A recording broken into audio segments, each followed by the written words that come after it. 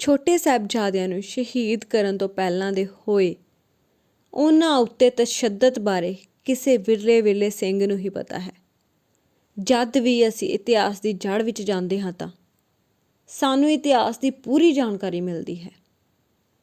ਜਦ ਵੀ ਅਸੀਂ ਇਤਿਹਾਸ ਪੜ੍ਹਦੇ ਜਾਂ ਸੁਣਦੇ ਹਾਂ ਤਾਂ ਰੂਹ ਨਿਕਲ ਕੇ ਬਾਹਰ ਆ ਜਾਂਦੀ ਹੈ, ਇੰਨੇ ਜ਼ੁਲਮ ਹੋਏ ਸਿੰਘਾਂ ਦੇ ਉੱਤੇ ਸੁਣ ਕੇ। ਛੋਟੇ ਸਾਹਿਬਜ਼ਾਦਿਆਂ ਨੂੰ ਜਦ ਸਰਹਿੰਦ ਲਿਆਂਦਾ ਗਿਆ ਤਾਂ ਪੈਦਲ ਆਉਣ ਕਰਕੇ ਕਾਫਲਾ ਆਥਣੇ ਤੱਕ ਸਰਹੰਦ ਪਹੁੰਚਿਆ ਅਤੇ ਸਰਹੰਦ ਵਿੱਚ ਉਹਨਾਂ 'ਤੇ ਕਈ ਜ਼ੁਲਮ ਹੋਏ।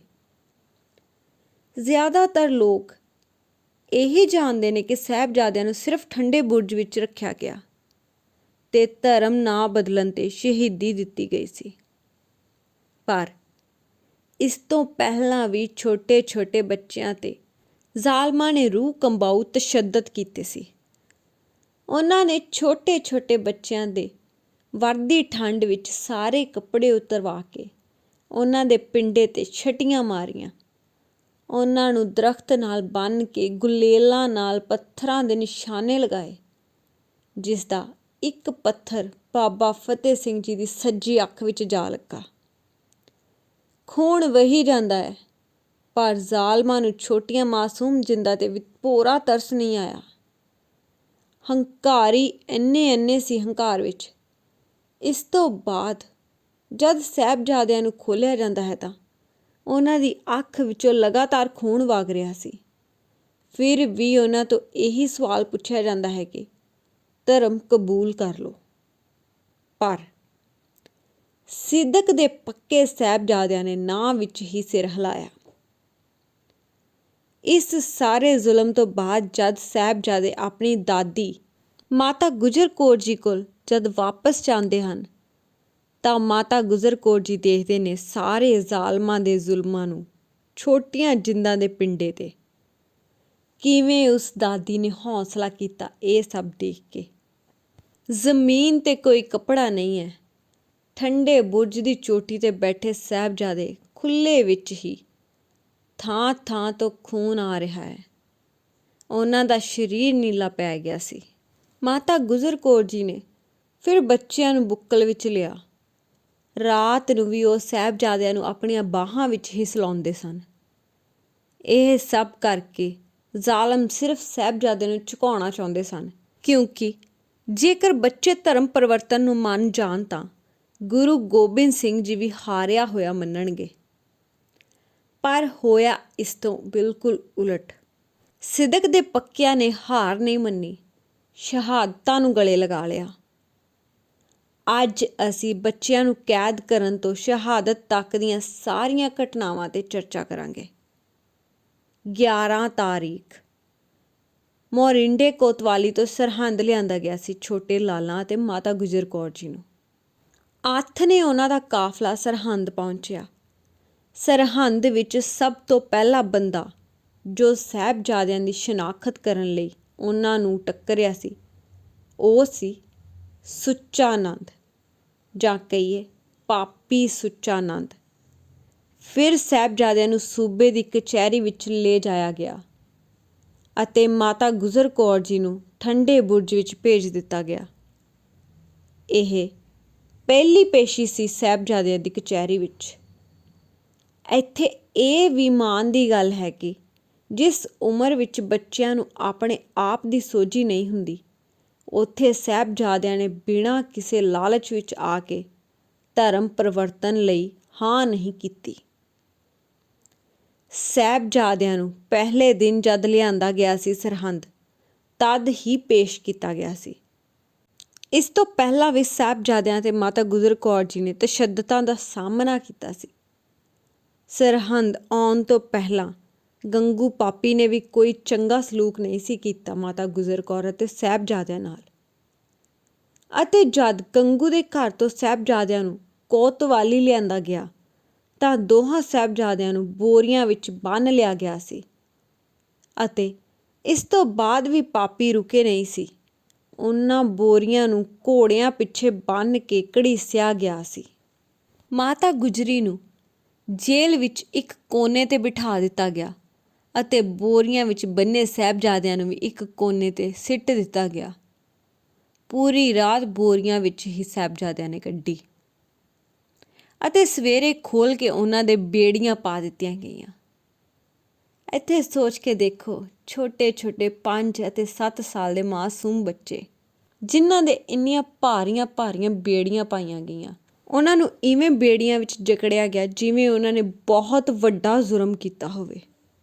ਕਿਵੇਂ 5 ਅਤੇ 7 ਸਾਲ ਦਿਆਂ ਛੋਟਿਆਂ ਮਾਸੂਮ ਬੱਚਿਆਂ ਨਾਲ ਜਾਨਵਰਾਂ ਵਰਗਾ ਵਤੀਰਾ ਕੀਤਾ ਗਿਆ। ਹੱਥਾਂ ਅਤੇ ਪੈਰਾਂ ਵਿੱਚੋਂ ਖੂਨ ਰਿਸ ਰਿਹਾ ਸੀ ਤੇ ਇਵੇਂ ਹੀ ਮੋਰਿੰਡੇ ਤੋਂ ਸਰਹੰਦ ਤੱਕ ਦਾ ਸਫ਼ਰ ਤੈਅ ਕਰਵਾਇਆ ਗਿਆ, ਛੋਟੀਆਂ ਛੋਟੀਆਂ ਜਿੰਦਾਂ ਕੋ। ਕਈ ਦਿਨਾਂ ਤੋਂ ਭੁੱਖੇ ਭਾਣੇ ਬਸ ਗੰਗੂ ਦੇ ਘਰ ਤੋਂ 8 ਤੋਂ 9 ਦਿਨ ਪਹਿਲਾਂ ਮਿੱਠੇ ਪਤਾਸੇ ਖਾਧੇ ਸਨ ਉਹਨਾਂ ਨੇ। ਉਸ ਤੋਂ ਬਾਅਦ ਕੁਝ ਨਹੀਂ ਖਾਧਾ। ਇਸ ਸਭ ਤੋਂ ਬਾਅਦ ਵੀ ਛੋਟੇ ਛੋਟੇ ਲਾਲ ਸੂਬੇ ਦੀ ਕਚਹਿਰੀ ਵਿੱਚ ਪੂਰੇ ਜੋਸ਼ ਨਾਲ ਪੇਸ਼ ਹੋਏ ਅਤੇ ਜਾ ਕੇ ਗੱਜ ਕੇ ਪਹਿਲਾਂ ਵਾਹਿਗੁਰੂ ਜੀ ਕਾ ਖਾਲਸਾ ਵਾਹਿਗੁਰੂ ਜੀ ਕੀ ਫਤਿਹ ਦੀ ਸਾਂਝ ਪਾਈ। ਫਿਰ ਇੱਥੋਂ ਵਜ਼ੀਰ ਖਾਨ ਨੇ ਬੱਚਿਆਂ ਨੂੰ ਡਰਾਉਣਾ ਸ਼ੁਰੂ ਕੀਤਾ। ਪਹਿਲਾਂ ਬੱਚਿਆਂ ਨੂੰ ਇਹ ਕਿਹਾ ਜਾਂਦਾ ਹੈ ਕਿ ਤੁਹਾਡੇ ਪਿਤਾ ਗੁਰੂ ਗੋਬਿੰਦ ਸਿੰਘ ਜੀ ਨੂੰ ਖਤਮ ਕਰਵਾ ਦਿੱਤਾ ਗਿਆ ਹੈ ਤੇ ਤੁਹਾਡੇ ਭਰਾ ਵੀ ਮਾਰ ਦਿੱਤੇ ਗਏ ਹਨ। ਇਹੀ ਕਿਹਾ ਗਿਆ ਸੀ ਸੂਬੇ ਵੱਲੋਂ ਛੋਟੇ ਬੱਚਿਆਂ ਨੂੰ ਅਤੇ ਉਹਨਾਂ ਨੂੰ ਇਸ ਸਭ ਦੀ ਡਰਾਵਾ ਦੇ ਕੇ ਕਿਹਾ ਗਿਆ ਕਿ ਤੁਸੀਂ ਇਸਲਾਮ ਕਬੂਲ ਕਰ ਲਓ, ਬਖਸ਼ ਦਿੱਤੇ ਜਾਓਗੇ, ਤੁਹਾਨੂੰ ਔਰੰਗਜ਼ੇਬ ਕੋਲੋਂ ਲੈ ਜਾਵਾਂਗੇ, ਸ਼ਾਹੀ ਸਹੂਲਤਾਂ ਨਾਲ ਨਿਵਾਜੇ ਜਾਓਗੇ, ਤੁਹਾਡਾ ਅਨੰਦਪੁਰ ਵੀ ਤੁਹਾਨੂੰ ਵਾਪਸ ਕਰ ਦਿੱਤਾ ਜਾਵੇਗਾ। ਇਵੇਂ ਦੇ ਲਾਲਚ ਦਿੱਤੇ ਗਏ ਸੂਬਾ ਸਰਹੰਦ ਵੱਲੋਂ। ਕਈ ਡਰਾਵੇ ਦਿੱਤੇ ਗਏ। ਨਾ ਹੀ ਬੱਚੇ ਦਾਬਿਆਂ ਤੋਂ ਡਰੇ ਅਤੇ ਨਾ ਹੀ ਉਹ ਕਿਸੇ ਲਾਲਚ ਵਿੱਚ ਆਏ।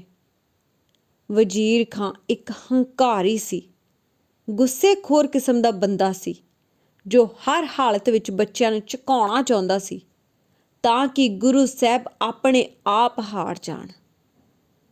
ਇੱਥੇ ਇਤਿਹਾਸਕਾਰ ਇਹ ਵੀ ਲਿਖਦੇ ਨੇ ਕਿ ਸੂਬੇ ਦੀ ਕਚਹਿਰੀ ਵਿੱਚ ਜ਼ਿਆਦਾ ਸਵਾਲਾਂ ਦੇ ਜਵਾਬ ਬਾਬਾ ਜ਼ੋਰਾਵਰ ਸਿੰਘ ਜੀ ਵੱਲੋਂ ਦਿੱਤੇ ਗਏ ਸਨ ਅਤੇ ਸਾਹਿਬਜ਼ਾਦਾ ਫਤਿਹ ਸਿੰਘ ਨੇ ਸੂਬੇ ਦੀ ਹਰ ਗੱਲ 'ਤੇ ਨਾਂ ਵਿੱਚ ਸਿਰ ਹਿਲਾਇਆ।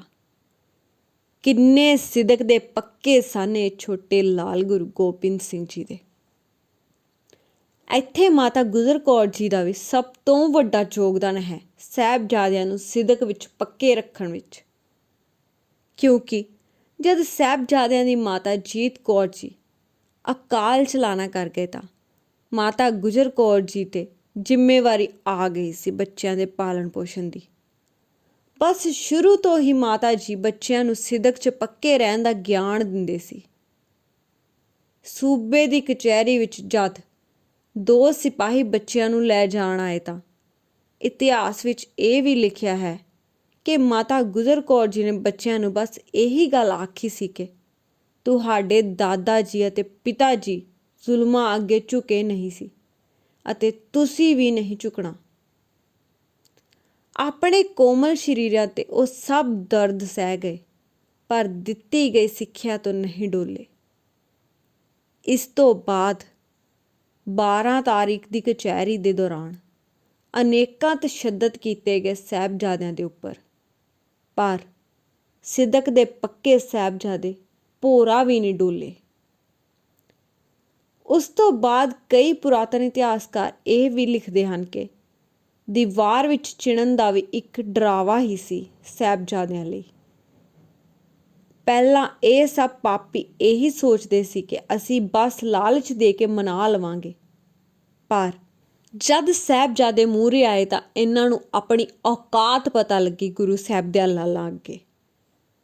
ਫਿਰ ਇਹ ਪੂਰੀ ਰਾਤ ਇਹੀ ਸੋਚਦੇ ਨੇ ਕਿ ਕੱਲ੍ਹ ਨੂੰ ਕੀ ਕਰੀਏ ਜੋ ਇਹ ਈਣ ਮੰਨ ਲੈਣ। ਇਸ ਤੋਂ ਬਾਅਦ ਸੁੱਚਾਨੰਦ ਜਾਂ ਕਹੀਏ ਪਾਪੀ ਲਾਂਤੀ ਸੁੱਚਾਨੰਦ ਨੇ ਕਿਹਾ ਸੀ ਕਿ ਬੱਚਿਆਂ ਨੂੰ ਜਿਉਂਦੇ ਦੀਵਾਰ ਵਿੱਚ ਚਿਣ ਦਿੱਤਾ ਜਾਵੇ। ਇਸ ਤੋਂ ਬਾਅਦ ਕਾਜੀ ਨੂੰ ਪੁੱਛਿਆ ਗਿਆ, ਇਹਨਾਂ ਨੂੰ ਮੌਤ ਦਾ ਫਤਵਾ ਸੁਣਾ ਦਿਓ। ਇੱਥੇ ਕਾਜੀ ਸਾਹਿਬ ਨੇ ਜਵਾਬ ਦਿੱਤਾ ਸੀ ਕਿ ਇਹ ਇਸਲਾਮ ਦੇ ਖਿਲਾਫ ਹੈ। ਇੰਨੇ ਛੋਟੇ ਬੱਚੇ ਜਾਂ ਬੀਬੀਆਂ ਨੂੰ ਮੌਤ ਦਾ ਫਤਵਾ ਦੇਣਾ। ਫਿਰ ਇੱਥੇ ਮਲੇਰਕੋਟਲੇ ਦੇ ਨਵਾਬ ਨੂੰ ਬੁਲਾਇਆ ਗਿਆ, ਕਿਉਂਕਿ ਥੋੜ੍ਹੇ ਦਿਨ ਪਹਿਲਾਂ ਹੀ ਚਮਕੌਰ ਦੀ ਜੰਗ ਵਿੱਚ ਮਲੇਰਕੋਟਲੇ ਦੇ ਨਵਾਬ ਸ਼ੇਰ ਮੁਹੰਮਦ ਖਾਂ ਦੇ ਭਰਾ ਨੂੰ ਗੁਰੂ ਗੋਬਿੰਦ ਸਿੰਘ ਜੀ ਨੇ ਚਮਕੌਰ ਦੀ ਜੰਗ ਵਿੱਚ ਮਾਰਿਆ ਸੀ। ਇਹ ਸਿਆਸਤੀ ਲੋਕ ਉਸਦੇ ਭਰਾਵਾਂ ਦੀ ਮੌਤ ਦਾ ਫਾਇਦਾ ਚੁੱਕ ਰਹੇ ਸਨ ਅਤੇ ਉਸ ਨੂੰ ਬੱਚਿਆਂ ਦੇ ਖਿਲਾਫ ਖੜਾ ਕਰ ਰਹੇ ਸਨ ਅਤੇ ਉਸ ਕੋਲੋਂ ਬੱਚਿਆਂ ਨੂੰ ਸ਼ਹੀਦ ਕਰਵਾਉਣਾ ਚਾਹੁੰਦੇ ਸਨ। ਇਹ ਜ਼ਾਲਮ। ਫਿਰ ਛੋਟਾ ਦਰਵਾਜ਼ਾ ਖੋਲ੍ਹਣ ਦਾ ਜ਼ਿਕਰ ਉਸੇ ਰਾਤ ਹੀ ਕੀਤਾ ਗਿਆ ਕਿ ਪਹਿਲਾਂ ਤਾਂ ਉਹਨਾਂ ਨੇ ਝੁੱਕ ਕੇ ਸਲਾਮ ਨਹੀਂ ਕੀਤਾ ਜਦ ਪਹਿਲੇ ਦਿਨ ਕਚਹਿਰੀ ਲੱਗੀ ਸੀ। ਇਸੇ ਤਰ੍ਹਾਂ ਹੀ ਝੁਕਾ ਲਵਾਂਗੇ ਉਹਨਾਂ ਨੂੰ, ਛੋਟਾ ਦਰਵਾਜ਼ਾ ਖੋਲ੍ਹ ਕੇ, ਕਿ ਉਹ ਝੁੱਕ ਕੇ ਅੰਦਰ ਆਉਣਗੇ ਅਤੇ ਜਿਵੇਂ ਹੀ ਝੁਕਣਗੇ ਅਸੀਂ ਸਾਰੇ ਜਸ਼ਨ ਮਨਾਵਾਂਗੇ ਅਤੇ ਉੱਠ ਕੇ ਤਾੜੀਆਂ ਮਾਰਾਂਗੇ। ਪਰ ਅਗਲੇ ਦਿਨ ਜੋ ਹੋਇਆ ਉਹ ਤਾਂ ਸਭ ਨੂੰ ਪਤਾ ਹੀ ਹੈ। ਰੰਗ ਉੱਡ ਗਏ ਸਾਹਿਬਜ਼ਾਦਿਆਂ ਦੀ ਜੁੱਤੀ ਦੇਖ ਕੇ ਵਜ਼ੀਰ ਖਾਂ ਦੇ, ਕਿਉਂਕਿ ਸਾਹਿਬਜ਼ਾਦਿਆਂ ਨੇ ਝੁਕਣ ਦੀ ਬਜਾਏ ਪੈਰ ਦਿਖਾ ਕੇ ਅੰਦਰ ਆਏ ਅਤੇ ਫਿਰ ਤੋਂ ਗੱਜ ਕੇ ਫਤਿਹ ਬੁਲਾਈ। ਉੱਥੇ ਫਿਰ ਮਲੇਰਕੋਟਲੇ ਨਵਾਬ ਨੂੰ ਭੜਕਾਇਆ ਗਿਆ ਬੱਚਿਆਂ ਖਿਲਾਫ, ਪਰ ਉੱਥੇ ਮਲੇਰਕੋਟਲੇ ਨਵਾਬ ਨੇ ਬੱਚਿਆਂ ਲਈ ਹਾਂ ਦਾ ਨਾਅਰਾ ਮਾਰਿਆ ਅਤੇ ਕਿਹਾ, ਇਸ ਸਭ ਦਾ ਬਦਲਾ ਮੈਂ ਬੱਚਿਆਂ ਕੋਲੋਂ ਨਹੀਂ, ਮੈਦਾਨੇ ਜੰਗ ਵਿੱਚ ਹੀ ਲਵਾਂਗਾ। ਇੱਥੇ ਨਵਾਬ ਨੇ ਕਚਹਿਰੀ ਵਿੱਚ ਇਹੀ ਕਿਹਾ ਕਿ ਮੈਂ ਇਹ ਪਾਪ ਕਦੇ ਨਹੀਂ ਕਰਾਂਗਾ ਅਤੇ ਉਹ ਕਚਹਿਰੀ ਵਿੱਚੋਂ ਉੱਠ ਕੇ ਚਲਾ ਗਿਆ। ਇੱਥੇ ਇਤਿਹਾਸਕਾਰ ਇਹ ਵੀ ਲਿਖਦੇ ਹਨ ਕਿ ਜਦ ਮਲੇਰਕੋਟਲੇ ਨਵਾਬ ਨੇ ਇਹ ਪਾਪ ਕਰਨ ਤੋਂ ਮਨਾ ਕਰ ਦਿੱਤਾ ਤਾਂ ਵਜ਼ੀਰ ਖਾਂ ਨੇ ਵੀ ਬੱਚਿਆਂ ਨੂੰ ਇੱਕ ਵਾਰ ਤਾਂ ਛੱਡਣ ਦਾ ਸੋਚ ਲਿਆ ਸੀ, ਪਰ ਇੱਥੇ ਜ਼ਹਿਰ ਦਾ ਕੰਮ ਕੀਤਾ ਸੁੱਚਾ ਨੰਦ ਨੇ। ਉਸਨੇ ਚਾਲ ਚੱਲੀ ਅਤੇ ਵਜ਼ੀਰ ਖਾਂ ਨੂੰ ਕਹਿੰਦਾ ਕਿ ਅਸੀਂ ਛੱਡ ਦਿੰਦੇ ਹਾਂ ਇਹਨਾਂ ਨੂੰ, ਇਹਨਾਂ ਤੋਂ ਪੁੱਛੋ ਤਾਂ ਸਹੀ ਕਿ ਜਦ ਇਹਨਾਂ ਨੂੰ ਰਿਹਾ ਕਰਤਾ ਤਾਂ ਇਹ ਕੀ ਕਰਨਗੇ। ਤਾਂ ਇੱਥੇ ਸਾਹਿਬਜ਼ਾਦਾ ਬਾਬਾ ਜ਼ੋਰਾਵਰ ਸਿੰਘ ਜੀ ਜਵਾਬ ਦਿੰਦੇ ਹਨ ਕਿ ਅਸੀਂ ਜਾਵਾਂਗੇ, ਸਿੰਘ ਇਕੱਠੇ ਕਰਾਂਗੇ, ਫੌਜ ਤਿਆਰ ਕਰਾਂਗੇ ਅਤੇ ਤੁਹਾਡੇ 'ਤੇ ਹਮਲਾ ਕਰਾਂਗੇ। ਸੁੱਚਾ ਨੰਦ ਬਹੁਤ ਹਰਾਮੀ ਸੀ। ਇੱਥੇ ਫਿਰ ਕਹਿੰਦਾ, ਤੁਸੀਂ ਸਾਡੇ 'ਤੇ ਹਮਲਾ ਕਰੋਗੇ ਤਾਂ ਅਸੀਂ ਫਿਰ ਫੜ ਲਵਾਂਗੇ, ਫਿਰ ਤੁਹਾਨੂੰ ਰਿਹਾ ਕਰ ਦੇਵਾਂਗੇ ਅਤੇ ਫਿਰ ਤੁਸੀਂ ਕੀ ਕਰੋਗੇ। ਤਾਂ ਸਾਹਿਬਜ਼ਾਦੇ ਕਹਿੰਦੇ ਹਨ, ਅਸੀਂ ਓਨਾ ਚਿਰ ਤੁਹਾਡੇ 'ਤੇ ਹਮਲਾ ਕਰਦੇ ਰਹਾਂਗੇ ਜਿੰਨਾ ਚਿਰ ਤੁਸੀਂ ਖਤਮ ਨਹੀਂ ਹੋ ਜਾਂਦੇ ਜਾਂ ਅਸੀਂ ਸ਼ਹੀਦ ਨਹੀਂ ਹੋ ਜਾਂਦੇ। ਇੱਥੇ ਸੁੱਚਾ ਨੰਦ ਨੇ ਫਿਰ ਭੜਕਾਇਆ ਵਜ਼ੀਰ ਖਾਂ ਨੂੰ ਕਿ ਤੁਸੀਂ ਇਹਨਾਂ ਨੂੰ ਛੱਡੋਗੇ ਕਿ ਇਹ ਸੱਪ ਦੇ ਬੱਚੇ ਨੇ, ਜੇਕਰ ਅੱਜ ਇਹਨਾਂ ਨੂੰ ਛੱਡਤਾ ਤਾਂ ਇਹ ਆਪਣੇ ਬਾਗੀ ਪਿਤਾ ਵਰਗੇ ਹੀ ਬਣਨਗੇ। ਕੱਲ੍ਹ ਨੂੰ ਇਹਨਾਂ ਤੋਂ ਸਾਨੂੰ ਹੀ ਖਤਰਾ ਹੈ। ਇੱਥੇ ਵਜ਼ੀਰ ਖਾਂ ਫਿਰ ਭੜਕ ਗਿਆ। ਫਿਰ ਕਾਜੀ ਨੂੰ ਕਹਿੰਦਾ ਕਿ ਹੁਣ ਸੁਣਾਓ ਫਤਵਾ। ਸੁੱਚੇ ਨੇ ਪੂਰੀ ਚਾਲ ਖੇਡ ਕੇ ਮਾਹੌਲ ਹੀ ਬਦਲ ਦਿੱਤਾ। ਇਸ ਤੋਂ ਬਾਅਦ ਪੂਰੀ ਕਚਹਿਰੀ ਕਹਿਣ ਲੱਗ ਗਈ ਕਿ ਹੁਣ ਸੁਣਾਓ ਫਤਵਾ। ਉੱਥੇ ਫਿਰ ਫਤਵਾ ਜਾਰੀ ਕਰ ਦਿੱਤਾ ਗਿਆ। ਇਸ ਤੋਂ ਪਹਿਲਾਂ ਵੀ ਤਸ਼ੱਦਦ ਕੀਤੇ ਗਏ ਸੀ ਪਰ ਸ਼ਹੀਦ ਨਹੀਂ ਸੀ ਕੀਤਾ ਗਿਆ। ਪਰ ਸੁੱਚਾ ਨੰਦ ਪਾਪੀ ਨੇ ਇੰਨੀ ਮਾੜੀ ਸੋਚ ਨਾਲ ਬੱਚਿਆਂ ਨੂੰ ਸ਼ਹੀਦ ਕਰਵਾਇਆ ਕਿ ਰੂਹ ਕੰਬ ਜਾਵੇ। ਸੋਹਣ ਸਿੰਘ ਜੀ ਸੀਤਲ ਇਹ ਲਿਖਦੇ ਨੇ ਕਿ ਇੱਥੇ ਅਨੇਕਾਂ ਤਸ਼ੱਦਦਾਂ ਤੋਂ ਬਾਅਦ ਜਦ ਸਾਹਿਬਜ਼ਾਦਿਆਂ ਨੇ ਈਣ ਨਾ ਮੰਨੀ ਤਾਂ ਫਿਰ ਕਚਹਿਰੀ ਦੇ ਨੇੜੇ ਹੀ ਸਾਹਿਬਜ਼ਾਦਿਆਂ ਨੂੰ ਦੀਵਾਰ ਵਿੱਚ ਚਿਣਨਾ ਸ਼ੁਰੂ ਕੀਤਾ ਗਿਆ। ਦੀਵਾਰ ਜਦ ਉਹਨਾਂ ਦੇ ਗਰਦਨ ਤੱਕ ਆ ਜਾਂਦੀ ਹੈ ਤਾਂ ਇਤਿਹਾਸਕਾਰ ਇਹ ਲਿਖਦੇ ਨੇ ਕਿ ਸਾਹਿਬਜ਼ਾਦੇ ਬੇਹੋਸ਼ ਹੋ ਜਾਂਦੇ ਨੇ। ਉਹ ਦੀਵਾਰ ਕੱਚੀ ਸੀ। ਜਦ ਸਾਹਿਬਜ਼ਾਦੇ ਬੇਹੋਸ਼ ਹੋ ਕੇ ਡਿੱਗਦੇ ਨੇ ਤਾਂ ਦੀਵਾਰ ਵੀ ਟੁੱਟ ਜਾਂਦੀ ਹੈ। ਬੇਹੋਸ਼ ਹਨ, ਸ਼ਹਾਦਤ ਨਹੀਂ ਹੋਈ ਇੱਥੇ ਸਾਹਿਬਜ਼ਾਦਿਆਂ ਦੀ। ਇੱਥੇ ਇਤਿਹਾਸਕਾਰ ਲਿਖਦੇ ਨੇ ਕਿ ਬੇਹੋਸ਼ ਹੋਏ ਬੱਚਿਆਂ ਨੂੰ ਦਾਦੀ ਜੀ ਕੋਲ ਲਿਜਾਇਆ ਗਿਆ ਤਾਂ ਕਿ ਇਹਨਾਂ ਦੀ ਹਾਲਤ ਦੇਖ ਦਾਦੀ ਬੱਚਿਆਂ ਨੂੰ ਈਣ ਮੰਨਣ ਲਈ ਕਹਿ ਦੇਵੇ। ਬੱਚਿਆਂ ਨੂੰ ਹੋਸ਼ 'ਚ ਲਿਆਉਣ ਲਈ ਇੱਥੇ ਕਈ ਕੁਝ ਕੀਤਾ ਗਿਆ। ਦੇਸੀ ਜੜੀ ਬੂਟੀਆਂ ਦਿੱਤੀਆਂ ਗਈਆਂ ਅਤੇ ਜਦ ਬੱਚੇ ਹੋਸ਼ ਵਿੱਚ ਆਏ ਤਾਂ ਉਹਨਾਂ ਨੇ ਮਾਤਾ ਗੁਜਰੀ ਜੀ ਨੂੰ ਸਾਰੀ ਦਾਸਤਾਨ ਦੱਸੀ ਅਤੇ ਕਿਹਾ, ਦੇਖੋ ਦਾਦੀ ਜੀ, ਅਸੀਂ ਈਨ ਨਹੀਂ ਮੰਨੀ। ਪਰ ਇੱਥੇ ਨਾ ਤਾਂ ਦਾਦੀ ਜੀ ਡਰੇ ਅਤੇ ਨਾ ਪੋਤੇ। ਫਿਰ ਸਿਪਾਹੀਆਂ ਵੱਲੋਂ ਇੱਥੇ ਧਮਕਾਇਆ ਜਾਂਦਾ ਹੈ ਕਿ ਸਮਝਾ ਲਓ ਆਪਣੇ ਪੋਤਿਆਂ ਨੂੰ ਕਿ ਇਹਨਾਂ ਕੋਲ ਅੱਜ ਦਾ ਹੀ ਸਮਾਂ ਹੈ। ਫਿਰ 13 ਪੋਹ ਨੂੰ ਸਾਹਿਬਜ਼ਾਦਿਆਂ ਨੂੰ ਲਿਜਾਇਆ ਜਾਂਦਾ ਹੈ। ਫਿਰ ਤੋਂ ਸੂਬੇ ਵੱਲੋਂ ਇਹੀ ਕਿਹਾ ਜਾਂਦਾ ਹੈ ਕਿ ਹੁਣ ਦੱਸੋ ਕਿ ਹੁਣ ਕਰੋਗੇ ਇਸਲਾਮ ਕਬੂਲ। ਸਾਹਿਬਜ਼ਾਦਿਆਂ ਨੇ ਫਿਰ ਨਾਂ ਵਿੱਚ ਸਿਰ ਹਿਲਾ ਦਿੱਤਾ। ਇਸ ਤੋਂ ਬਾਅਦ ਵਜ਼ੀਰ ਖਾਂ ਨੇ ਜਲਾਦਾਂ ਵੱਲ ਇਸ਼ਾਰਾ ਕੀਤਾ। ਇੱਥੇ ਇਤਿਹਾਸਕਾਰ ਇਹ ਲਿਖਦੇ ਨੇ ਕਿ ਗੋਡੇ ਸਾਹਿਬਜ਼ਾਦਿਆਂ ਦੀ ਛਾਤੀ 'ਤੇ ਰੱਖ ਕੇ ਖੰਜਰਾਂ ਨਾਲ ਉਹਨਾਂ ਨੂੰ ਜ਼ਿਬਾ ਕਰ ਦਿੱਤਾ ਗਿਆ। ਦੋਵੇਂ ਸਾਹਿਬਜ਼ਾਦੇ ਤੜਫ ਤੜਫ ਕੇ ਸ਼ਹੀਦੀਆਂ ਪਾ ਗਏ ਅਤੇ ਆਪਣੇ ਦਾਦੇ ਅਤੇ ਦੋਵੇਂ ਵੱਡੇ ਭਰਾਵਾਂ ਕੋਲ ਚਲੇ ਗਏ।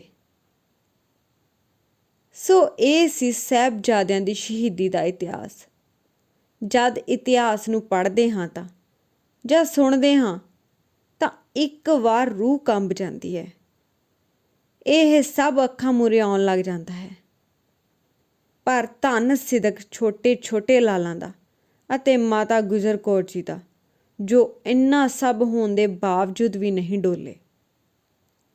ਸਾਹਿਬਜ਼ਾਦਿਆਂ ਦੀ ਸ਼ਹਾਦਤ ਨੂੰ ਕੋਟਨ ਕੋਟ ਪ੍ਰਣਾਮ। ਵਾਹਿਗੁਰੂ ਜੀ ਕਾ ਖਾਲਸਾ, ਵਾਹਿਗੁਰੂ ਜੀ ਕੀ ਫਤਿਹ।